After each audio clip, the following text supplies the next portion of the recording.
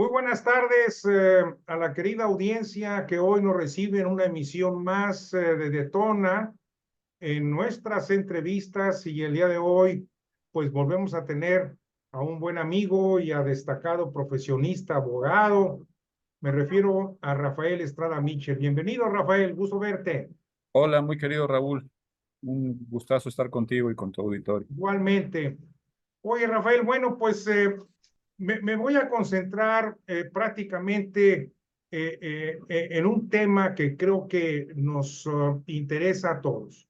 Y parto de la hipótesis, porque sigue siendo una hipótesis, de que Claudia Sheinbaum ganó la elección del domingo con un margen tan amplio, debido a muchísimas circunstancias que para mí el objetivo, ese no es el objetivo de esta conversación, sino para mí el objetivo de esta conversación es la integración del Congreso Federal, entiéndase la Cámara de Diputados y la Cámara de Senadores, lo que implicaría que Morena y sus aliados tuvieran la mayoría calificada, que también está todavía sujeta a revisión, Ujú. está en el proceso correspondiente.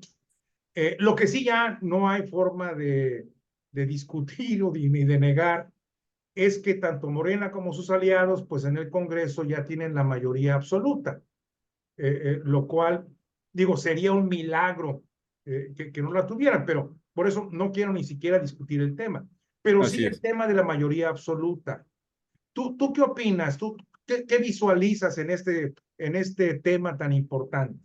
De la mayoría calificada, ¿verdad, Raúl? Así es. Porque la absoluta sí, salvo que realmente los cómputos distritales arrojen un resultado muy distinto al PREP y al conteo rápido, la verdad es que parece asegurada para el oficialismo, ¿no? Pero la mayoría calificada de dos terceras partes en cada cámara, creo que todavía puede discutirse, sobre todo en Cámara de Diputados. Es un tema técnico, pero a mí me parece primero que nada que hubo un apresuramiento del Instituto Nacional Electoral en sacar los datos. Además, no nos han explicado cómo hizo el comité del PREP para saber la misma noche de la elección cuántos diputados iban a corresponder a cada partido eh, con la exactitud que ahora se pretende, ¿verdad? Porque pues, evidentemente esos datos no podían haber llegado. El ejercicio estadístico puede ser válido, pero no conocemos la metodología, como la ha estado pidiendo el doctor Alcocer una y otra vez, y al parecer el INE no nos va a brindar en los próximos días, ya saldrá a toro pasado, la metodología que se utilizó para esto. Pero en todo caso parecía muy claro, según ese PREP y después el conteo rápido, que íbamos a apreciar una mayoría calificada en ambas cámaras por primera vez desde la transición democrática para una sola fuerza política, en este caso para el oficialismo. Eh, ya no está tan claro que los mexicanos hayamos votado en ese sentido, pero esa noche eso es lo que parecía. ¿Cuál es el problema que ahora se tiene iniciado el cómputo distrital hoy, 5 de junio, precisamente? Bueno, el problema que tenemos es de interpretación del artículo 54, porque si las cifras que dio apresuradamente, insisto, el Instituto Nacional Electoral, después, al día siguiente, en la conferencia matutina del presidente, la secretaria de Gobernación, que los menciona otra vez y los explica, si esos números coinciden con la realidad que salga de los paquetes, implicaría que los tres partidos de la coalición oficialista están siendo sobre representados. No en un 8%, que es lo que prohíbe el artículo 54, quinto párrafo de la Constitución. Ningún partido podrá tener una sobrerepresentación que exceda el 8% de su votación nacional efectiva, pero sí en conjunto llegaría pues al 20 o incluso podría llegar hasta el 24%, ¿verdad? 8 por 3, 24. Entonces, Okay. imagínense ustedes en dónde estamos por un dispositivo normativo muy mal fraseado y peor instrumentado. ¿En qué consiste esta mala instrumentación? Bueno, resulta que ahora ya no ocurre con las coaliciones lo que ocurría en el pasado. Raúl, que recordarás, pues era bastante embarazoso, ¿no? Que era la transferencia de votación. Ah, Sí, vas a perder el registro, pero eres mi aliado, yo te paso tantos votos para que lo conserves, ¿no? sí, Ahora, lo que se transfiere son curules de mayoría relativa. Estamos hablando exclusivamente de Cámara de Diputados. El Senado tiene otra lógica que quizá nos dé tiempo de explicar. Pero, ¿qué pasa con que te transfiera curules? No las ganó el partido, en este caso el Partido Verde o el Partido del Trabajo por sí solos. Si acaso las ganaron en coalición, Raúl. Ujú. Y bueno, pues, obviamente, incluso así llamó a votar la candidata presidencial del movimiento, vota todo Morena. sí. Recordarán ustedes la publicidad. Es decir, en realidad son votaciones, son curules de Morena. Ujú. Pero las transfiere a sus dos aliados con miras a que puedan tener una asignación mayor de diputados plurinominales. Ujú. El colmo de esta transferencia de asientos, Raúl Auditorio, es que se da por la vía de un convenio de coalición que previamente conoció, recibió y certificó el Instituto Nacional Electoral. Sí. Lo que les quiero decir es que esto es perfectamente legal. A mi manera de ver es inconstitucional, por lo que voy a tratar de demostrar en unos momentos, pero es legal. Ujú. Estos convenios se pueden hacer para transferir la voluntad popular de un lado a otro e ir generando mayorías, como dicen ahora los chavos, no orgánicas, ¿verdad? Artificiales. Ujú. ¿Por qué? ¿Por qué digo esto? Ya pasó en 2018, ¿eh? En 2018 hubo una sobrerepresentación, como en su momento denunció el doctor Woldenberg, el doctor José Woldenberg, tremenda, que le permitió tener mayoría calificada en la Cámara de Diputados. Ahí se quedó a unos cuantos escaños senatoriales el movimiento del presidente López Obrador de llegar a la mayoría calificada en ambas cámaras. Pero bueno, ¿qué pasó en 2018? Pues esto, hubo una sobrerepresentación de los entonces cuatro partidos de la coalición, Morena, Verde, PT y el famoso PES, ¿no? Que a pesar de que perdió el registro, tuvo un titipuchal de diputados al Congreso de la Unión por este tipo de transferencias dadas en las coaliciones. Lejos de reformar la ley e impedir una transmisión, como se hizo en su momento de votos, una transmisión de curules tan descarada, lo que se hace es dejar las cosas como están, ahora sí que encomendarse a quién sabe qué santo, con tal de que no pasara. La inacción de las cúpulas de la oposición en esto ha sido pasmosa, no solo en esto, también en otro asunto que tú y yo hemos platicado, como es la falta de integración completa de la sala superior y las salas regionales del Tribunal Electoral. Es decir, pareciera que todo permitieron que se alineara para que se produjera la tormenta perfecta y toda en favor del oficialismo. Pero en fin, esa quizás es otra historia. Vámonos estrictamente al análisis de los dispositivos normativos. ¿Por qué digo que probablemente es inconstitucional un convenio de esta categoría y por lo tanto su admisión por parte del Instituto Nacional Electoral? Bueno, porque la Constitución, en el artículo 54, menciona que ningún partido podrá tener una sobrerepresentación que exceda el 8% de su votación, como ha quedado dicho. Ujú. Sí, nada más que no se debe interpretar literalmente, porque hay otro principio fundamental de nuestras elecciones, artículo 41 de la Constitución, que es el de autenticidad en la expresión de la voluntad popular. ¿Qué quiero decir? Lo que El queda artículo claro, 41. 41, sí, precisamente el que regula el INE y la organización de las elecciones. También podríamos vincularlo con los artículos que regulan al Tribunal Electoral, pero quedémonos en el principio de autenticidad, si te parece bien. Es suficientemente claro. ¿Qué quiere decir? Que las elecciones deben tender a manifestar con la mayor autenticidad, genuinidad posible la voluntad popular, es decir, lo que quiere el pueblo. Y es evidente que el pueblo no ha querido una sobrerepresentación que puede llegar al 24% por parte de la coalición gobernante. Es evidente que el número de votos les alcanza para tener entre los tres una sobrerepresentación, si acaso, del 8%, lo que debe interpretarse conforme a los valores de la Constitución, conforme al sistema constitucional y electoral que nos hemos dado, como debe interpretarse el artículo 54, es que ningún partido o coalición de partidos podrá tener una sobrerepresentación que excede el 8% de su votación nacional. Eso es lo que haría auténtica la expresión de la voluntad popular. Y claro, eso los colocaría más lejos de la mayoría calificada y con mucho menos posibilidades de reformar la Constitución. Es decir, como ha dicho Ciro Murayama, están tratando de obtener las posibilidades del plan C fuera de lo que expresó el pueblo en las urnas. Sí les dio un triunfo, pero no un triunfo suficiente como para, por una vía artificial y no orgánica, atribuirse una sobrerepresentación que podría, insisto, llegar al 24%. Según los números del PREP y del conteo rápido, andaría en algo así como el 19-20%, suficientemente grave por la enorme potencia que le dará al partido de la presidenta, de la próxima presidenta de la República, al movimiento, a la coalición de la próxima presidenta de la República, para ingresar reformas y enmiendas a nuestro texto constitucional. Bueno, ese es, Ahora, digamos, para abrir boca el problema. ok, ahora, ¿podrías explicarnos cuál es el proceso que sigue en este momento? Tengo entendido que el proceso del PREP ya terminó. Tengo Ya, entendido que a partir de hoy, miércoles, se abren las urnas y se empieza a hacer la contabilidad física de cada una de las sábanas y actas que se hicieron y todo lo demás. así Y es, los esto paquetes termina el electorales se domingo, encuentran. Ujú. ¿verdad?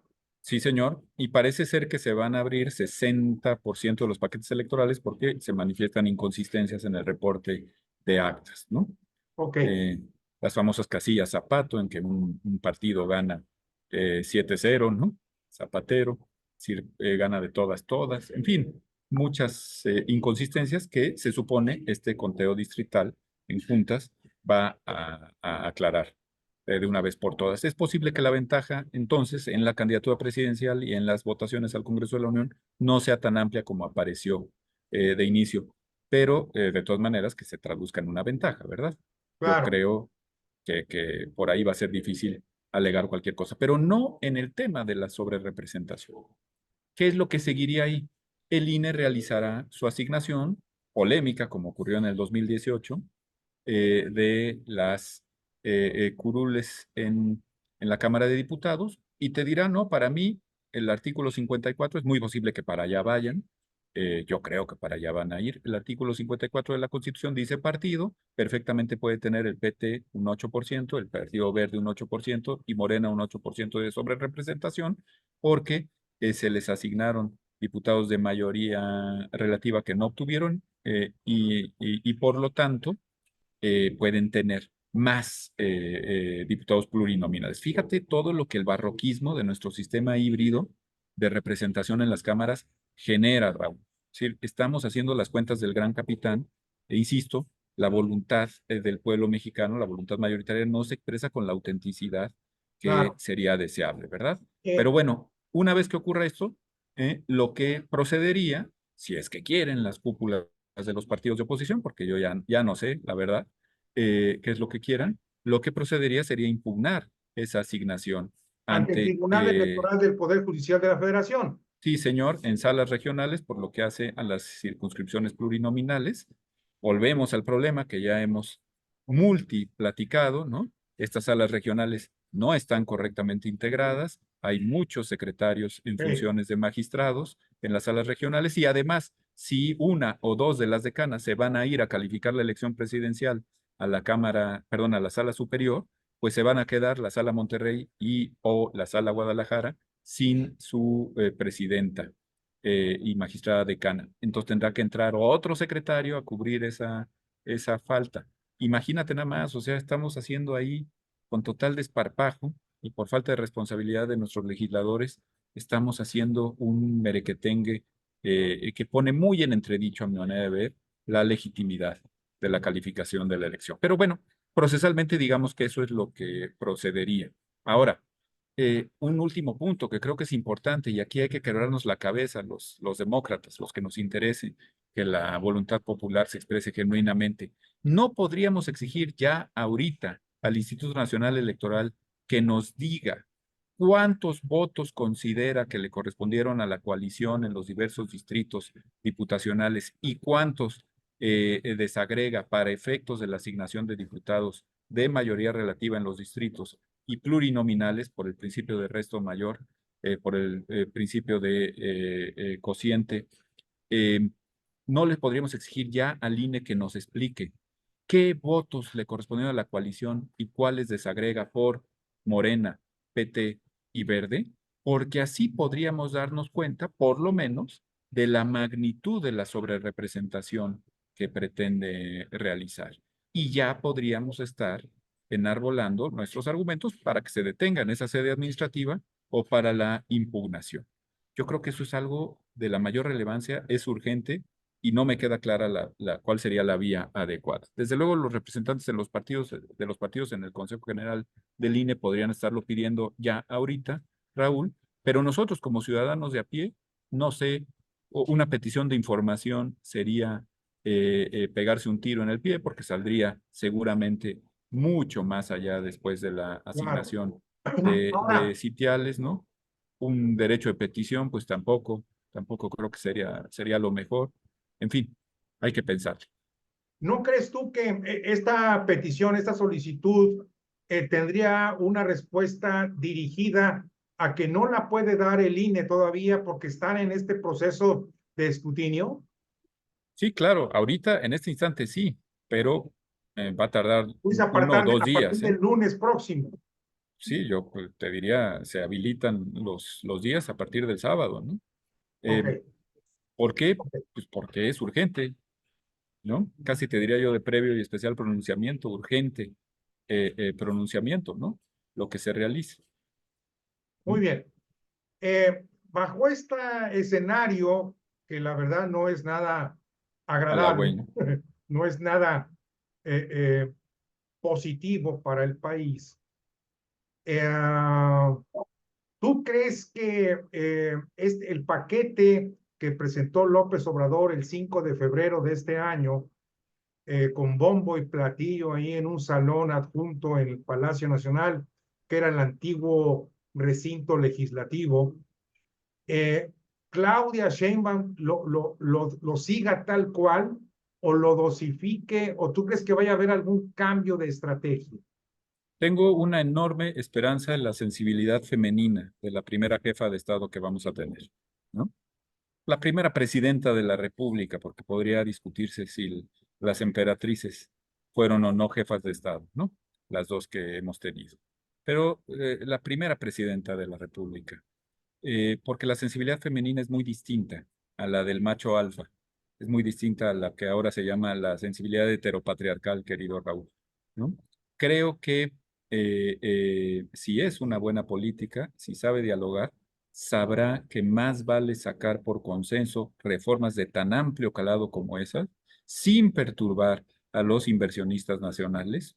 Los internacionales, como sea, tienen el cobijo del Tratado de Libre Comercio, pero tú sabes lo que para un inversionista nacional es que de repente te cambien. Ya hay un antecedente en época del doctor Cedillo, ¿no? Te cambien la totalidad de la Suprema Corte y te digan que ahora vas a elegir no solo a sus integrantes, sino también a las magistradas, magistrados de circuito, jueces, juezas de distrito por la vía del voto popular. ¿Tú sabes lo que implica para un inversionista un movimiento de ese tipo? Yo tengo esperanza que la sensibilidad del grupo económico de la doctora Sheinbaum y de ella misma como político, como política, se dé cuenta que esto, por lo menos, no puede discurrir en tan escaso margen de tiempo. Recordemos que la legislatura nueva, con estas curules y escaños asignados con la sobrerepresentación a la que nos hemos referido, entra en acción, en actividad, el 1 de septiembre.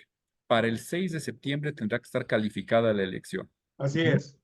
Y a partir de ahí tendremos presidenta electa, cualquiera de las dos posibilidades será mujer, ¿ah? El señor Álvarez Maínez está muy lejos en los porcentajes, y de presidenta electa hasta el 1 de octubre en que tomará posesión. Podrían salir, si se tiene mayoría calificada del oficialismo, López Obradorista, no necesariamente claudista, podría salir las reformas o algunas de las reformas del 5 de febrero, que no solo se Pero refieren ¿a poco tú crees que al tendrán Poder tiempo para Judicial. hacerlo? Bueno, tendrá tiempo en las cámaras. Yo lo que dudaría es que obtuviera, aunque eso se puede sacar fast track porque además tienen mayoría ahí también el oficialismo, pero que tan rápido pudieran deliberarse, discutirse y aprobarse en la mayoría de las legislaturas estatales. Recordemos que para reformar la Constitución necesitas 2/3 partes en el Senado de la República, 2/3 partes en la Cámara de Diputados y el voto de la mayoría de los congresos estatales. Bueno, es difícil, se ve difícil que además se discuta con seriedad en un solo mes, en el corto espacio de un mes, pero todo es posible en La Paz, como dijo el presidente Ruiz Cortines, ¿no? Y es Y que si eso ocurre, este la, escenario que estás dibujando ujú, es prácticamente el sometimiento de Claudia Sheinbaum a los deseos de López Obrador. y creo que sería que ella enviaría un muy mal mensaje si se sometiera tan, tan abiertamente a los designios del presidente saliente, y también el nuevo Congreso daría un pésimo mensaje. ¿En qué sentido? Le daría un muy mal mensaje a la nueva jefa de Estado, ¿no? Le diría, ¿sabes qué? No somos tuyos. Vamos a responder a lo que nos dice nuestro auténtico jefe político. Es, digamos, la consagración del maximato, con otras, sería, digamos, la consagración del maximato, con otras coordenadas distintas a las de la época del general Calles, pero con posibilidades de mantener una relación muy, muy friccionada, al menos los primeros años, entre la administración saliente y la entrante. Yo por eso apelo a la posibilidad de sensibilidad política. Además, hay que hablar de los cambios de gran calado y lo que implican, ¿no? eh, aunque se ha manifestado en su propia plataforma a favor de ellos, quizá podría reconsiderar en materia de poder judicial, en materia de equilibrio de poderes, en materia de configuración misma de la Cámara de Diputados, porque se quieren eliminar 100 plurinominales, lo cual no sirve de nada, se mantiene el sistema híbrido, ¿no? Dicen, bueno, es que evitamos costos. El costo para la democracia de la sobrerepresentación es mucho peor. Mejor vámonos por un sistema de representación pura, de representación proporcional pura. Y si sacaste coalición el 35% de los votos, te toca el 35% de los diputados. Y nos dejamos de hacer tarugos con que no, es que son gestores de sus distritos y es bien importante que se escuche sus voces. La verdad es que eso quizá era cierto en el México decimonónico y en una de esas en el México del 900. Hoy por hoy, Raúl, salvo tu mejor opinión, está completamente superada. Y lo único que nos genera es estas tasas de subrepresentación y de sobrerepresentación muy, muy lacerantes para la expresión auténtica de la voluntad popular. En fin, lo que quiero decir es que son reformas de tan gran calado que no se pueden procesar en un mes, salvo que quieras imponerlas, y que implicarían un diálogo abierto, amplísimo, no solo entre los partidos políticos y con la oposición, sino principalmente con la sociedad mexicana, que quiere saber qué va a pasar con la independencia de sus juezas y sus jueces, qué va a pasar con este tribunal disciplinario que se quiere poner por encima de los jueces para estarles enmendando la plana, ¿no? ¿Qué va a pasar con una elección popular de altos cargos de la judicatura? ¿Se va a reformar o no la institución del Ministerio Público a la que no han tocado ni con el pétalo de una iniciativa en las campañas? Vamos a tener cámaras reducidas y por lo tanto posibilidades de mayorías que no se han visto en este país desde el régimen de partido hegemónico, desde los años 60 y los primeros 70, Raúl. Eso es lo que queremos, volver al mecanismo aquel del presidente Díaz Ordaz, de los diputados de partido, como mero testimonio de la oposición, o queremos equilibrio de poderes en las cámaras. Todo eso, si hay sensibilidad política del nuevo grupo gobernante, y yo espero que la haya, se habla mucho del rector de la Fuente como secretario de Gobernación, es un hombre inteligentísimo y abierto al diálogo. Yo esperaría que con la sensibilidad de la doctora Sheinbaum, insisto, sensibilidad femenina, y el buen hacer político de su equipo más cercano, se evitaría cargar con un lastre tan terrible para la democracia mexicana. Y déjame hacer una última consideración que considero muy importante. Ujú. Es tarea de nosotros los que comunicamos ideas, los que nos preocupamos por los procesos, tarea de ti, que lo haces con tantísimo éxito, Raúl, es nuestra tarea impedir por todos los medios que el nuevo régimen se convierta en una suerte de parteaguas contrario al sistema de transición democrática que nos hemos venido dando desde por lo menos el año 1988. No me meto en la discusión de la reforma política del 77. ¿Por qué digo esto? No debemos permitir que exista una solución de continuidad, un corte de caja, como se ha pretendido hacer en términos históricos. No, tanto la administración del presidente López Obrador como la administración eventual de la presidenta Sheinbaum tendrá que ser parte de la historia de nuestra transición a la democracia, con sus pros y sus contras, con sus conquistas y miserias, de incardinarla dentro de los gobiernos de Zedillo, de Fox, de Calderón, de Peña, que sea parte de nuestra transición, que no permitamos que se vea como una regresión al régimen autoritario, al régimen de partido hegemónico. Y en eso la narrativa tiene muchísima influencia. Si le damos un cauce a la nueva administración para que se sienta integrada dentro de esta aspiración, que por lo visto no ha sido mayoritaria, pero que ha sido una aspiración que ha conducido al país en los últimos 35, 40 años, que es la aspiración a un régimen mucho más abierto, mucho más democrático, mucho más sensible a la expresión auténtica de la voluntad popular.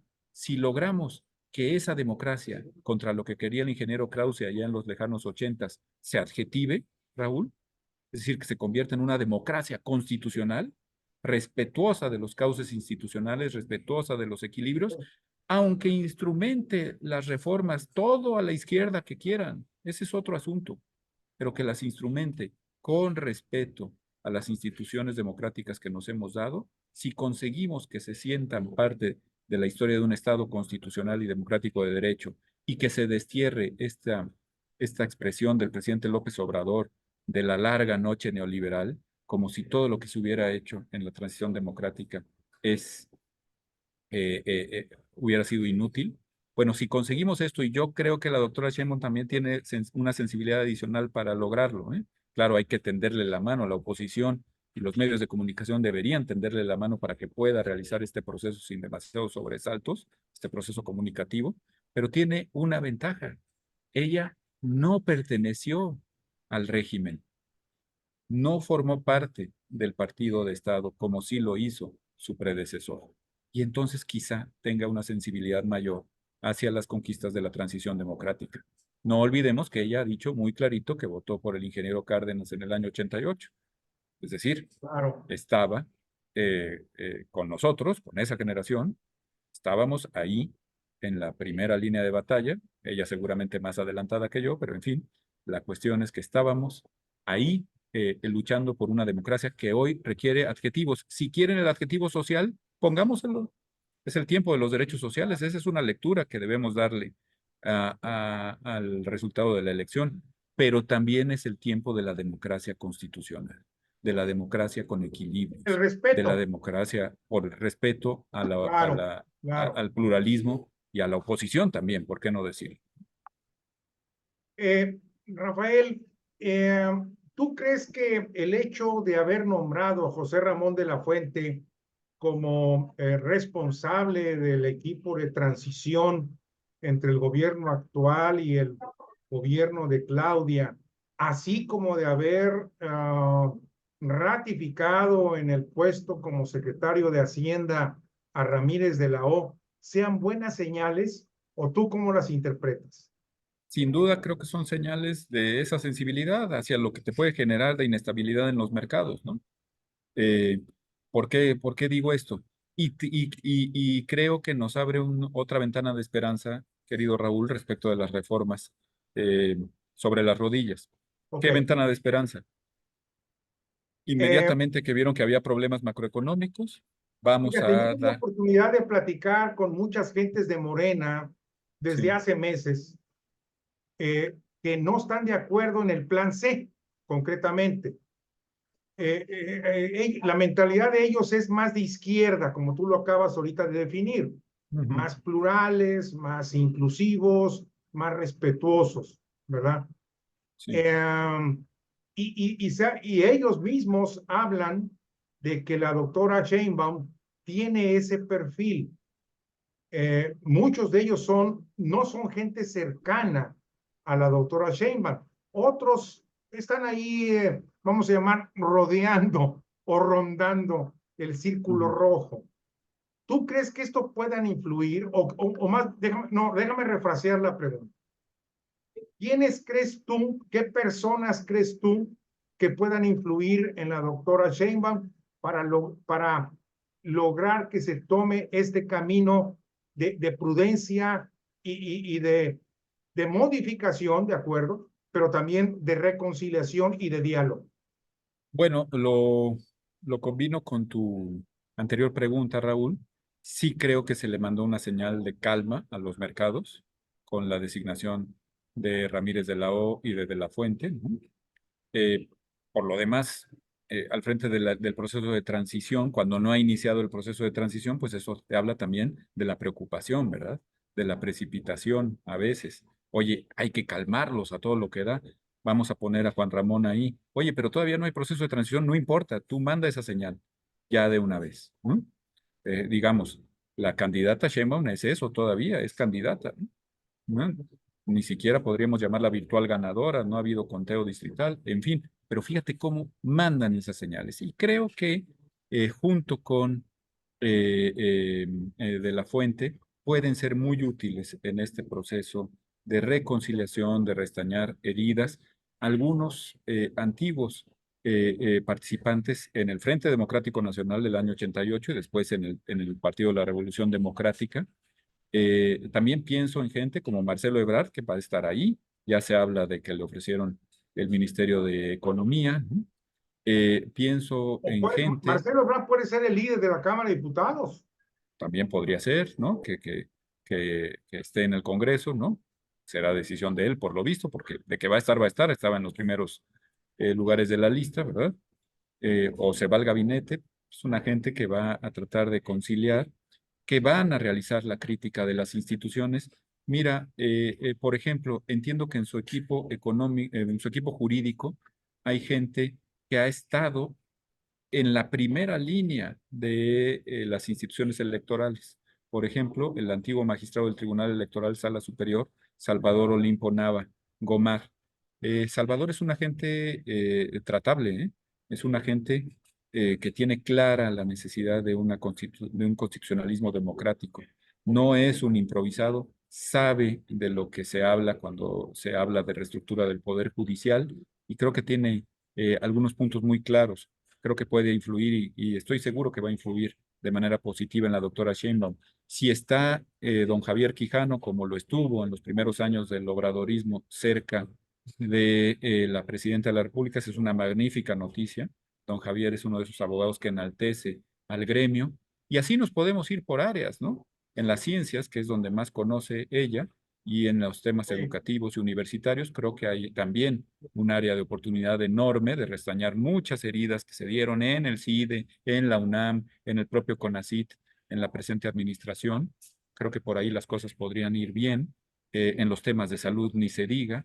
Es una, se dice Esto que es quiere una mujer decir de que en las ciencias, ¿no? próximas semanas Ujú. vamos a tener las antenas muy levantadas con el objeto de ver qué es lo que pasa dentro del INE en todo este proceso electoral jurídico que tú nos acabas de explicar, pero Sí. también lo que va a suceder en los nombramientos que se irán dando en las próximas semanas. Hay que tener marcación personal ahí, como se dice. O sea, son dos líneas que vamos a tener que seguir muy, pero muy precisas y muy claras. Sí, señor. Y bueno, está la asignación de escaños en el Senado, ¿no? Que también Sí, tiene lo claro, suyo. claro. Ahí los cómputos por estado van a ser radicalmente importantes, porque a mí todo esto de una participación tan baja, sobre todo en estados del centro y del norte del país, ¿no? A veces no superando el 60%, Sí. y la asignación tan rápida como esa misma noche de los dos senadores de mayoría relativa en cada uno de los estados, mayoritariamente a Morena, y del senador de mayoría, de primera minoría, a algunos de los partidos de la coalición, dejando a Movimiento Ciudadano casi sin nada en ese rubro, tampoco me queda muy clara, Claro, Raúl. Ahí hay que estar muy pendientes de los resultados efectivos de las elecciones desagregados por estado, porque implican los 32 senadores adicionales de nuestro barroco y claro, absurdo sistema de representación proporcional en el así es. Senado, la famosa lista nacional. ¿Cuántos entrarán por partido, verdad?